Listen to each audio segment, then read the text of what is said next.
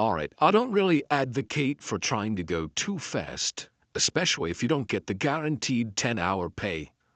But I understand some people, especially when they're new, they feel like they're going way too slow and they want to improve their speed a little bit. So here's 3 tips that should help you out.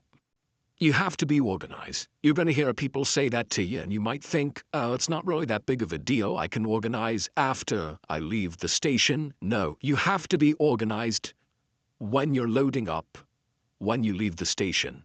So here's a video. You can check this full video out on my page, but this is the most important thing in the morning is getting this van loaded properly. Alright, so you're all organized, getting ready to leave the warehouse. You got your first stop package on that passenger side seat. You got your next few stops right here on the shelf. You got your couple stops after that on the shelf right here. So the next most important thing is where you park, how close to the house you park.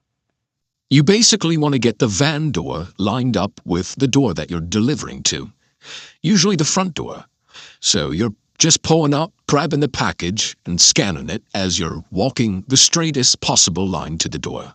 As you can see, for this distance, I'm parked on the street, but if the house sits back any further than this, I'm usually going in the driveway. If you're in like a suburban neighborhood where you never go in the driveway, you're just parking as close as you can to the front door. Even if you have to cut directly across the lawn, that's fine.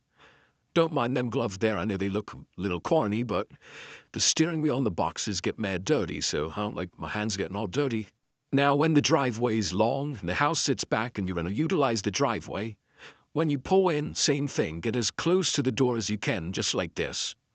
The last thing is kind of a miscellaneous of a few different things.